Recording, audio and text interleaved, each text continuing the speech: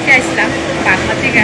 তো আমার মারে দেখাইতে আয়া আমি কয়েকটা পরীক্ষা ডাক্তারে লেখছে আমারে লিখেছে এরা। আমি কয়েকটা পরীক্ষা পেট করতে গেলাম, এখানে দেখি আমার 5 মিনিট দাঁড়াইছি না আমি, ওইখানে আমার 13,000 টাকা চুরি হয়েছে। তো এইভাবে যদি রেগুলার হেরা হইতেছে, আমি সঙ্গে সঙ্গে জানাইছি, জানার পর হইতেছে এখানে চুরি হইতেছে, একটু সচেতন দরকার। সেটা তো আমরা জানি না, আমরা তো সবসময় হাসপাতালে আই না। আর যদি এভাবে ডেলি চুরি হয় তাহলে তো সিকিউরিটিগুলি ঠিকভাবে থাকা দরকার। বলে চুরি তো একদিনে আসে না, বছরে একবার আসে না, ডেলি যেহেতু চুরি হয় ডেলি এটা হেরা তো চুরি চিনতে পারবো না। তো তারা যদি জানে ডেলি চুরি হইতেছে, তারা কেন সিকিউরিটি গার্ড ঠিকভাবে দিতে আসে না? হ্যাঁ, আর তো চিকিৎসা করতে গিয়ে আসেন আমরা 13,000 টাকা খুঁজছি।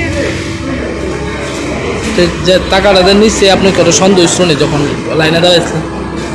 সন্দেহ সঙ্গে সঙ্গে হয়েছি, ওই সেটা ওই চেক করেন চক্করের পরে আর গেছি, দেখছি না, গেছে 5 মিনিটের মধ্যে গেছে। কি নাম আপনার? রাজি আজমতিয়া। বাড়ি কোনখানে আপনার? বাগমা। কি করেন আপনি? 30 বাগমা মন্ডলের মহিলা মোর্চা প্রেসিডেন্ট। তো পুলিশ আসলো যখন জানাইছে, পুলিশে কি কইছে? পুলিশকে আমি কইছি একজন কনস্টেবল আছে, ওই সময় কইছি দাদা দেখেন আমার এমন সঙ্গে সঙ্গে আমি জানাইছি। ওই সময় পুলিশটাও দাঁড়াইছে, যারা সন্দেহ করছে একটু মানে চিরা ফিরা বয়ে পুরাই না, মানে আমার সন্দেহ হইতেছে আমার কাছে আগে ধাক্কা লাগবে, আমি সঙ্গে সঙ্গে কইছি এরারে। এরপরে দেখি কিছু চেক টেক হয়েছে না, এরপরে 5 মিনিটের মধ্যে হয়ে আবার গায়েব দিকে ওই জনে ওই লোকটাই আমার পকেট মার করছে, আমার সঙ্গে ধাক্কা লাগবে। 5 মিনিটের মধ্যে আবার দেখছি আমার পেট করতাম গিয়ে দিয়ে টাকাটা নাই, মানিবে। কি মনে হয় মানে পুলিশ এখানে ডিউটি করে কি সঠিকভাবে?